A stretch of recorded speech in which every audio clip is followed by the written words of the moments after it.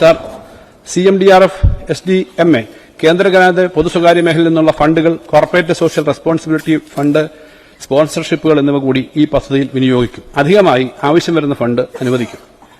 പ്രകൃതി ദുരന്തങ്ങൾ മുൻകൂട്ടി പ്രവചിക്കുന്നതിനായി സംസ്ഥാന ദുരന്ത നിവാരണ അതോറിറ്റി തയ്യാറാക്കിയ കവചം ഉദ്ഘാടനം ചെയ്യപ്പെട്ടതോടുകൂടി ഡിസാസ്റ്റർ പ്രിപ്പയർഡ്നെസിന്റെ മേഖലയിൽ കേരളം പുതിയ ചരിത്രം സൃഷ്ടിച്ചിരിക്കുകയാണ്. സർ, കേരളത്തിന്റെ ഭൂമിശാസ്ത്രപരമായ പ്രത്യേകത കാലാവസ്ഥാ മാറ്റത്തിന്റെ കാര്യത്തിൽ കൂടുതൽ ജാഗ്രത ആവശ്യപ്പെടുന്നുണ്ട്. ഏത് സ്ഥലത്തും എന്തുമാവാവുന്ന അനാരോഗ്യകരമായ സമീപനമാണ് നിർഭാഗ്യവശാൽ നാം പൊതുവെ സ്വീകരിച്ചു പോന്നിട്ടുള്ളത്. എവിടെ എന്തൊക്കെയാവാം, എന്തൊക്കെ പാടില്ല എന്നത് ശാസ്ത്രീയമായി നിശ്ചയിച്ചുകൊണ്ടുള്ള സ്ഥലമാന ആസൂത്രണത്തിന് സ്പാഷ്യൽ പ്ലാനിംഗ് ഇനി മുതൽ കേരളം ഉയർന്ന പരിഗണന നൽകും.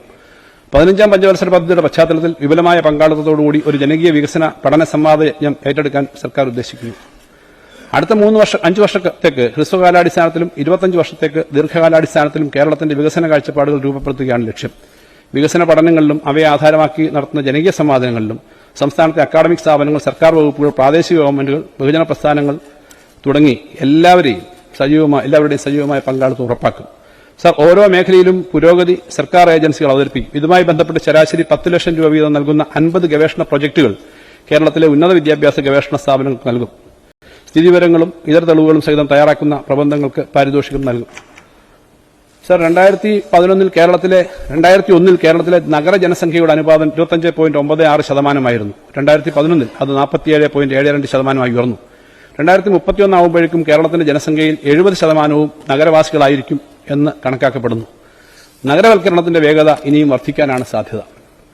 സർ, മുൻകൂട്ടി ആസൂത്രണം ചെയ്യാനായാൽ നഗരവൽക്കരണത്തെയും സാമ്പത്തിക വളർച്ചയെയും സമന്വയിപ്പിച്ച് കേരളത്തിന് മുന്നോട്ട് പോകാനാവും. ഈ ലക്ഷ്യം മുൻനിർത്തിയാണ് ഇന്ത്യയിൽ ആദ്യമായി കേരളം ഒരു അർബൻ കമ്മീഷനെ നിയമിച്ചത്. വിശദമായ ചർച്ചകളുടെ അടിസ്ഥാനത്തിൽ അർബൻ കമ്മീഷൻ ശുപാർശകൾ നടപ്പിലാക്കും.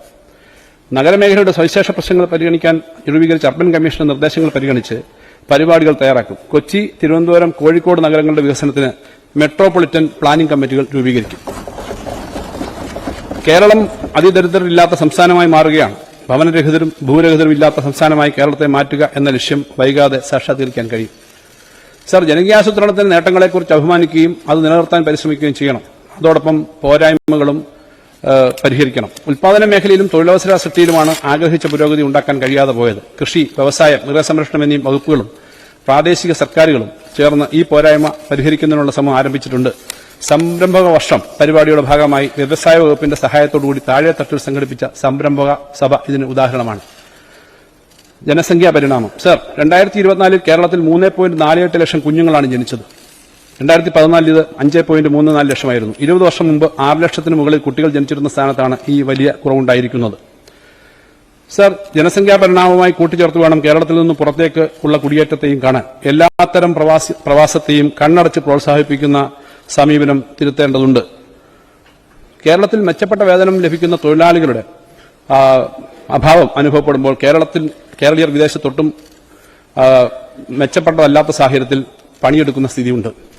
പ്രവാസം ഒട്ടേറെ പേർക്ക് വലിയ നഷ്ടക്കച്ചവടമായി തീരുന്ന അനുഭവമുണ്ട്. വിദേശത്തെ തൊഴിൽ കമ്പോളത്തെക്കുറിച്ച് ശരിയായ ധാരണയില്ലാതുള്ള കുടിയേറ്റമാണ് ഇതിന് കാരണം. വിദ്യാർത്ഥികളുടെ കുടിയേറ്റത്തിൽ ഇത്തരം പ്രശ്നങ്ങൾ റിപ്പോർട്ട് ചെയ്യുന്നുണ്ട്. ഈ മേഖലയിൽ വിപുലമായ ബോധവൽക്കരണ പ്രവർത്തനങ്ങൾ ഏറ്റെടുക്കും. 2024 കണക്കുകളനുസരിച്ച് പ്രവാസികൾ അയക്കുന്ന റെമിറ്റൻസിന്റെ കാര്യത്തിൽ ഇന്ത്യയിൽ കേരളത്തിന്റെ സ്ഥാനം ഒന്നാമതാണ്. 21% കേരളത്തിലേക്ക് പ്രവാസികളാണ് സംഭാവന ചെയ്യുന്നത്. സർ, ലോക കേരള കേന്ദ്രം. സർ, പ്രവാസികളുടെ നാടുമായിട്ടുള്ള ബന്ധം പ്രോത്സാഹിപ്പിക്കുന്നതിന് ലോക കേരള കേന്ദ്രങ്ങൾ സ്ഥാപിക്കണം എന്ന നിർദ്ദേശം ഉയർന്നു വന്നിരുന്നു. ലോക കേരള കേന്ദ്രത്തിൽ ഇതിനായി കേരളത്തിന്റെ ഒരു പരിച്ഛേദം ഒരുക്കണം എന്നതാണ് നിർദ്ദേശം. കേരളീയ ഭക്ഷണവിഭവങ്ങൾ ലഭ്യമാക്കുന്ന ഫുഡ് കോർട്ടുകൾ, നാടൻ ഉൽപ്പന്നങ്ങളുടെയും കരകൗശല വസ്തുക്കളുടെയും വിപണനശാലകൾ, നാടൻ കലാരൂപങ്ങളുടെ അവതരണം, സമീപ ജില്ലകളിലെ വിനോദസഞ്ചാര കേന്ദ്രങ്ങളിലെ ടൂർ പാക്കേജുകൾ തുടങ്ങി ലോക കേരള കേന്ദ്രത്തിൽ ലഭ്യമാകണം. കേന്ദ്രം സന്ദർശിക്കുന്നവർക്ക് താമസിക്കാനുള്ള സൗകര്യം ഉണ്ടാവണം. പ്രവാസി സംഘടനകൾക്ക് അവരുടെ അംഗങ്ങളെയും സുഹൃത്തുക്കളെയും ഉൾപ്പെടുത്തി നാട്ടിലേക്ക് വിനോദസഞ്ചാര പരിപാടികൾ സംഘടിപ്പിക്കാം. സർ, ഇതിന് പ്രത്യേകമായ ഇൻസെന്റീവ് അനുവദിക്കും. വാടകയ്ക്ക് നൽകാൻ, സ്വന്തമായി പാർപ്പിടം വാങ്ങാനും തയ്യാറെങ്കിൽ വാടകയ്ക്ക് നൽകാനും പ്രായമായവർക്കും അസിസ്റ്റഡ് ലിവിംഗ് സൗകര്യം ഒരുക്കാനും ഈ പദ്ധതിയിലൂടെ കഴിയും. ഈ പദ്ധതിക്ക് പ്രാഥമികമായിട്ട് 5 കോടി രൂപ വകയിരുത്തുന്നു. സർ, പശ്ചാത്തല മേഖലയിൽ മുൻ ബജറ്റുകളിൽ പ്രഖ്യാപിച്ച പദ്ധതികളെല്ലാം തന്നെ പൂർത്തിയാവുകയോ വലിയ പുരോഗതി കൈവരിക്കുകയോ ചെയ്തിട്ടുണ്ട്. ദേശീയപാതകൾ മുതൽ ഗ്രാമീണ പാതകൾ വരെയുള്ള റോഡ് ശൃംഖല, ഗെയിൽ പൈപ്പ് ലൈൻ, അന്തർ സംസ്ഥാന വൈദ്യുതി പ്രസരണ സംവിധാനം, കെ-ഫോൺ ഉൾപ്പെടെ വിവരസാങ്കേതിക രംഗത്തെ പശ്ചാത്തല സൌകര്യങ്ങൾ, കൊച്ചി മെട്രോ, വാട്ടർ മെട്രോ, ദേശീയ ജലപാത, വിഴിഞ്ഞം തുറമുഖം, വിമാനത്താവളങ്ങളുടെ വികസനം, കൊച്ചി കപ്പൽശാലയുടെയും തുറമുഖത്തിന്റെയും പുരോഗതി എന്നിങ്ങനെ കേരളീയരുടെ ആത്മാഭിമാനവും സംരംഭകരുടെ താൽപര്യവും 10 മടങ്ങ് വർദ്ധിച്ചിട്ടുണ്ട്. സർ, സംസ്ഥാനത്ത് നിലവിലുള്ള റെയിൽവേ സൌകര്യങ്ങളുടെ അപര്യാപ്തത എല്ലാവരും തിരിച്ചറിയുന്നുണ്ട്. അതിവേഗ റെയിൽപാത വേണം എന്ന ആവശ്യം കൂടുതൽ ശക്തമായി ഉയർന്നു വരുന്നുണ്ട്. സർ, വിഴിഞ്ഞം തുറമുഖത്തിന്റെ 2, 3, 4 ഘട്ടങ്ങളുടെ നിർമ്മാണം മുൻപ് തീരുമാനിച്ചിരുന്നതിന് മുമ്പ് 2028 ഡിസംബറോട് കൂടി പൂർത്തിയാക്കാൻ ധാരണയായി. ഇത് കേരളത്തിൽ നടാടെ നടക്കുന്ന കാര്യമാണ്. ടൈം ഓവർറണ്ണിന്റെയും കോസ്റ്റ് ഓവർറണ്ണിന്റെയും കാര്യത്തിൽ സാധാരണ വരുന്ന കാലതാമസം ഒഴിവാക്കി 2045 പൂർത്തിയാക്കാൻ കണക്കുകൂട്ടിയ കാര്യങ്ങളാണ് വിഴിഞ്ഞം തുറമുഖവുമായി ബന്ധപ്പെട്ട് 2028 പൂർത്തിയാവുന്നത്. സർ, തുറമുഖ അനുബന്ധ പ്രവർത്തനങ്ങൾക്കായി കേന്ദ്ര സംസ്ഥാന സർക്കാരുകൾ ഏറ്റെടുക്കേണ്ട മുഴുവൻ ചെലവും ഇതുവരെ വഹിച്ചത് സംസ്ഥാന സർക്കാരാണ്. വയബിലിറ്റി ഗ്യാപ് ഫണ്ട് എന്ന നിലയിൽ കേന്ദ്രം ഏറ്റിരുന്ന തുകയും സംസ്ഥാനം നൽകേണ്ട അവസ്ഥയാണ്. സർ, തെക്കൻ കേരളത്തിൽ പുതിയ കപ്പൽ നിർമ്മാണശാല സ്ഥാപിക്കണം എന്ന നിർദ്ദേശം ഉയർന്നു വന്നിട്ടുണ്ട്. കപ്പൽ നിർമ്മാണത്തിലും സമുദ്ര ഗതാഗതത്തിലും ഇന്ത്യയുടെ സാന്നിധ്യം പരിമിതമാണെന്നും ആയത് വർദ്ധിപ്പിക്കേണ്ടതുണ്ടെന്നും കേന്ദ്ര സർക്കാർ തിരിച്ചറിഞ്ഞിട്ടുണ്ട്. ഇക്കാര്യത്തിൽ കേന്ദ്ര സർക്കാരുമായി കൂടുതൽ ചർച്ചകൾ നടത്തും. കപ്പൽശാല തുടങ്ങാൻ കേന്ദ്ര സർക്കാർ മുൻകൈ എടുക്കുമെന്ന് പ്രതീക്ഷിക്കുന്നു. ഇക്കാര്യത്തിൽ സംസ്ഥാനം ഏറ്റെടുക്കേണ്ട ഉത്തരവാദിത്തങ്ങൾ നിർവഹിക്കും. സർ, കൊച്ചി മെട്രോ റെയിലിന്റെ വികസനം ഉറപ്പാക്കും. അതോടൊപ്പം തിരുവനന്തപുരം, കോഴിക്കോട് മെട്രോകളും യാഥാർത്ഥ്യമാക്കണം എന്നാണ് സർക്കാരിന്റെ നിലപാട്. സർ, തിരുവനന്തപുരം മെട്രോ റെയിലിന്റെ പ്രാരംഭ പ്രവർത്തനങ്ങൾ 2025-26 തന്നെ ആരംഭിക്കും. സർ, വിഴിഞ്ഞം തുറമുഖത്തിന്റെ പ്രവർത്തനം പുരോഗമിക്കുകയും കണ്ടെയ്നർ നീക്കം വർദ്ധിക്കുകയും ചെയ്യുന്ന മുറയ്ക്ക് സംസ്ഥാനത്തെ റോഡുകളുടെ ട്രാഫിക് സമ്മർദ്ദം ഉയരും. ദേശീയപാതകളോടൊപ്പം സംസ്ഥാന പാതകളുടെയും പ്രവൃത്തികൾ ദ്രുതഗതിയിൽ പൂർത്തിയാക്കാനാണ് സംസ്ഥാന സർക്കാർ തീരുമാനിച്ചിരിക്കുന്നത്. സർ, ഇതിന്റെ ഭാഗമായി വിവിധ ഡെവലപ്മെന്റുകൾ ഉയർന്നു വരുന്നുണ്ട്. റെയിൽവേ ക്രോസിംഗുകളുടെ തടസ്സം ഒഴിവാക്കുക ഉൾപ്പെടെയുള്ള എല്ലാ ലക്ഷ്യവും പൂർത്തീകരിക്കാൻ ശ്രമിക്കും. ധനസ്ഥിതിയിലെ പുരോഗതി. സർ, സംസ്ഥാനം നേരിട്ട ധനഞ്ഞെരുക്കത്തിന് കാരണമെന്താണ്? ഒറ്റവാക്കിൽ പറഞ്ഞാൽ കേന്ദ്ര അവഗണന പൊടുന്നനെ ഈ സർക്കാരിന്റെ കാലത്ത് തുടങ്ങിയതൊന്നുമല്ല. കേരളത്തിൽ നിന്നടക്കം കേന്ദ്രം പിരിച്ചെടുക്കുന്ന നികുതി പണത്തിലെ നമ്മുടെ വിഹിതം കുറയാൻ ആരംഭിച്ചിട്ട് 1/4 നൂറ്റാണ്ടായി. 10ാം ധനകാര്യ കമ്മീഷൻ കാലത്ത് 3.88% 15ാം ധനകാര്യ കമ്മീഷന്റെ കാലത്ത് ചരിത്രത്തിൽ ഏറ്റവും കുറഞ്ഞ 1.92%-ലെത്തി.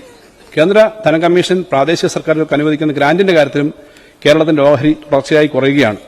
അധികാര വികേന്ദ്രീകരണത്തിന്റെ കാര്യത്തിൽ കേരളമാണ് ഒന്നാമതെന്ന് എല്ലാവരും അംഗീകരിക്കുന്നു. പക്ഷേ പദ്ധതി വെട്ടിക്കുറിക്കുകയാണ് ചെയ്യുന്നത്. 12ാം ധനകാര്യ കമ്മീഷന്റെ കാലത്ത് കേരളത്തിന് തദ്ദേശ സ്വയംഭരണ സ്ഥാപനങ്ങൾക്ക് വിഹിതം 4.54%. 15ാം ധനകാര്യ കമ്മീഷനായപ്പോൾ അത് 2.68%-ആയി കുറഞ്ഞു.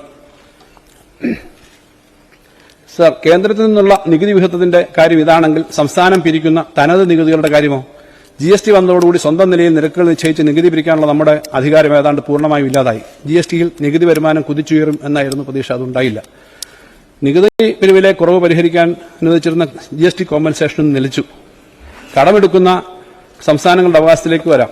ധന ഉത്തരവാദിത്വ നിയമത്തിന്റെ പേരിൽ സംസ്ഥാനങ്ങളുടെ ധനകമ്മി ആഭ്യന്തര ഉത്പാദനത്തിന് കേവലം 3%-ആയി നിജപ്പെടുത്തി. കേന്ദ്ര സർക്കാർ ഈ പരിധി നിബന്ധന ഒരിക്കലും പാലിക്കാറില്ല. കേരളത്തിന്റെ കാര്യത്തിൽ അനുവദിക്കപ്പെട്ട പരിധികളിൽ നിന്നുപോലും കടമെടുക്കാൻ അനുവദിക്കുന്നില്ല. കിഫ്ബി വായ്പകളും പെൻഷൻ കമ്പനിയുടെ വായ്പകളും പബ്ലിക് അക്കൌണ്ടിലെ നിക്ഷേപവും കടമായി കണക്കാക്കി കേരളത്തിന്റെ വായ്പാ പരിധിയിൽ നിന്നും വെട്ടിക്കുറച്ചു എന്ന് മാത്രമല്ല, മുൻകാല പ്രാബല്യത്തോടെ ഇത് വെട്ടിക്കുറയ്ക്കുന്ന സ്ഥിതിയുമുണ്ടായി. സർ, ദേശീയപാത അതോറിറ്റി പോലുള്ള ഏജൻസികൾ എടുക്കുന്ന വായ്പ കേന്ദ്ര സർക്കാരിന്റെ വായ്പാ പരിധിയിൽ നിന്നും വെട്ടിക്കുറയ്ക്കാറില്ല എന്നതും കാണണം. കേരളത്തിന്റെ ഭരണഘടനാപരമായ അവകാശങ്ങൾ ലംഘിക്കുന്നത് ചൂണ്ടിക്കാണിച്ചുകൊണ്ടാണ് സംസ്ഥാനം സുപ്രീം കോടതിയെ സമീപിച്ചത്. കോടതി കേസിൽ കഴമ്പുണ്ടെന്ന് കണ്ടാണ് സുപ്രീം കോടതി കേസ് ഭരണഘടനാ ബെഞ്ചിന് വിട്ടത്. സർ, ഇന്ത്യയുടെ ഫെഡറൽ ധനഘടനയെ തകർക്കുന്ന കേന്ദ്ര സമീപനത്തിനെതിരെ ബഹുമാനപ്പെട്ട മുഖ്യമന്ത്രിയുടെ നേതൃത്വത്തിൽ ഡൽഹിയിൽ കേരളം സംഘടിപ്പിച്ച പ്രതിരോധത്തിന് വലിയ പ്രതികരണമാണ് ലഭിച്ചത്. സർ, 16ാം ധനകാര്യ കമ്മീഷന് നൽകുന്ന മെമ്മോറാണ്ടവുമായി ബന്ധപ്പെട്ട് തിരുവനന്തപുരത്ത് സംഘടിപ്പിച്ച ധനമന്ത്രിമാരുടെ കോൺക്ലേവിൽ സംസ്ഥാനങ്ങൾക്കിടയിൽ അഭിപ്രായ ഐക്യം ഉണ്ടാക്കാൻ സഹായിച്ചു. കേരളത്തിലെ പ്രതിപക്ഷ നേതാവും കോൺക്ലേവിൽ സംബന്ധിച്ചു. കേരളത്തിന്റെ പ്രശ്നങ്ങൾ വളരെ സമഗ്രമായ മെമ്മോറാണ്ടത്തിലൂടെ ധനകമ്മീഷൻ മുന്നിൽ ഉന്നയിച്ചിട്ടുണ്ട്. ഇക്കാര്യത്തിൽ പ്രതിപക്ഷ കക്ഷികൾ ഉൾപ്പെടെ ധനകാര്യ കമ്മീഷന് മുമ്പിൽ യോജിച്ച അഭിപ്രായങ്ങൾ ഉയർത്തി. കമ്മീഷന് മുന്നിൽ സംസ്ഥാനം സമർപ്പിച്ച മെമ്മോറാണ്ടത്തിന്റെ ഉള്ളടക്കത്തെ ധനകാര്യ കമ്മീഷൻ ചെയർമാൻ ശ്രീ അരവിന്ദ് പനകാരിയെ അഭിനന്ദിക്കുകയുണ്ടായി. സർ, കേരളത്തിലെ എല്ലാ രാഷ്ട്രീയ കക്ഷികളും ഐക്യത്തോടുകൂടി സംസ്ഥാനത്തോടുള്ള അവഗണനയുടെ പ്രശ്നം ഉന്നയിച്ചിട്ടുണ്ട്. പാർലമെന്റിലും ഈ വിഷയങ്ങൾ ശക്തമായി ഉന്നയിക്കപ്പെടുമെന്ന് കരുതാം.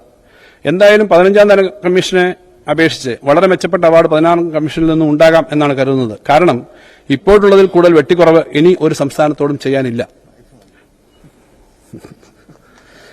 സർ, കേരളത്തിന്റെ ധനസ്ഥിതി മെച്ചപ്പെടാനുള്ള കാരണം തനത് നികുതിയേതര വരുമാനം വർദ്ധിപ്പിക്കുന്നതിലുണ്ടായ നേട്ടമാണ്. 2011-12 മുതൽ 15-16 വരെയും 16-17 മുതൽ 20-21 വരെയുമുള്ള മുൻകാലത്തെ അവസ്ഥയുമായി 21-22-22-25 വരെയുള്ള 24-25 വരെയുള്ള ഈ സർക്കാരിന്റെ കാലത്തെ കണക്കുകൾ താരതമ്യം ചെയ്താൽ ഇത് വ്യക്തമാവും.